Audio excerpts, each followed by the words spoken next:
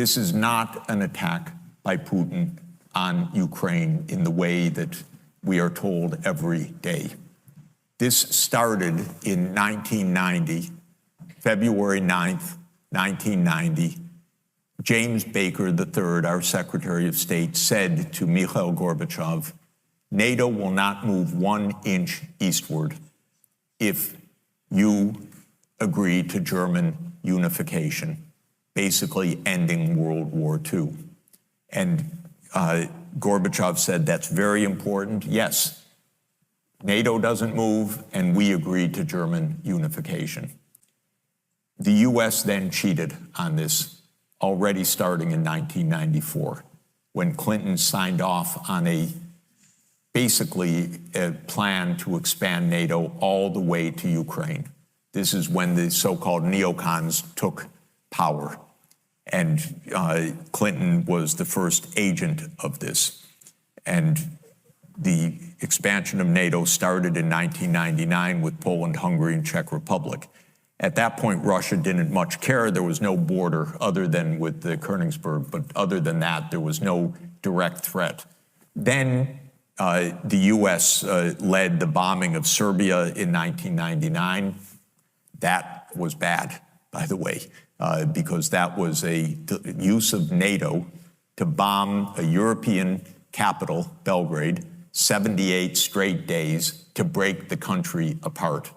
The Russians didn't like that very much. But Putin became president, they swallowed it, they complained, but even Putin started out pro-European, pro-American, actually asked maybe we should join NATO when there was still the idea of some kind of mutually respectful relationship. Then 9/11 came, then came Afghanistan, and the Russians said, yeah, we'll support you, we understand, to root out terror. But then came 2 other decisive actions. In 2002, the United States unilaterally walked out of the Anti-Ballistic Missile Treaty. This was probably the most decisive event, never discussed in this context. But what it did was trigger the US putting in missile systems in Eastern Europe that Russia views as a dire, direct threat.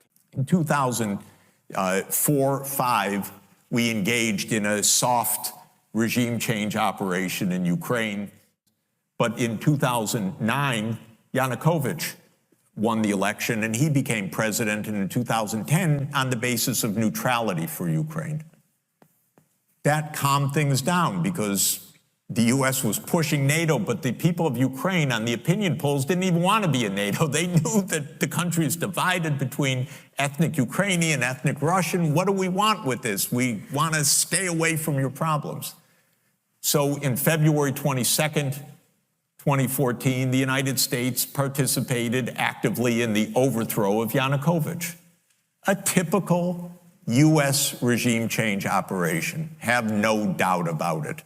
And the Russians did us a favor. They intercepted a really ugly call between Victoria Nuland, my colleague at Columbia University now, between her and the US ambassador to Ukraine, Jeffrey Piat, who's a senior State Department official till today.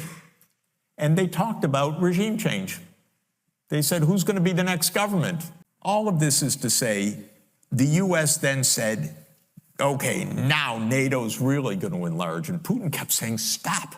You promised no NATO enlargement. It's been, by the way, I forgot to mention, in 2004, Estonia, Latvia, Lithuania, Bulgaria, Romania, Slovakia, Slovenia, 7 more countries in the not 1 inch eastward. And then, okay, it's a long story, but the US kept rejecting the basic idea, don't expand NATO to Russia's border in a context where we're putting in goddamn missile systems after breaking a treaty. 2019, we walked out of the Intermediate Nuclear Force Treaty. On December 15th, 2021, Putin put on the table a draft Russia-US security agreement. You can find it online. The basis of it is no NATO enlargement. I called the White House that next week after that, begging them, take the negotiations. Putin's offered something, avoid this war. Oh, Jeff, there's not going to be a war. Announce that NATO's not going to enlarge. Oh, don't worry, NATO's not going to enlarge. I said, oh, you're going to have a war over something that's not going to happen? Why don't you announce them? And he said, no, our policy is an open door. This is Jake Sullivan. Our policy is an open door policy. Open door for NATO enlargement. That is under the category of bullshit, by the way. You don't have your right to put your military bases anywhere you want and expect peace in this world. They turned down the negotiations. Then the special military operation started. And 5 days later, Zelensky says, okay, neutrality. And then the United States and Britain said, no way. You guys fight on. We got your back. We don't have your front. You're all going to die. But we got your back as we kept pushing them into the front lines. That's 600,000 deaths now of Ukrainians since Boris Johnson flew to Kyiv to tell them to be brave.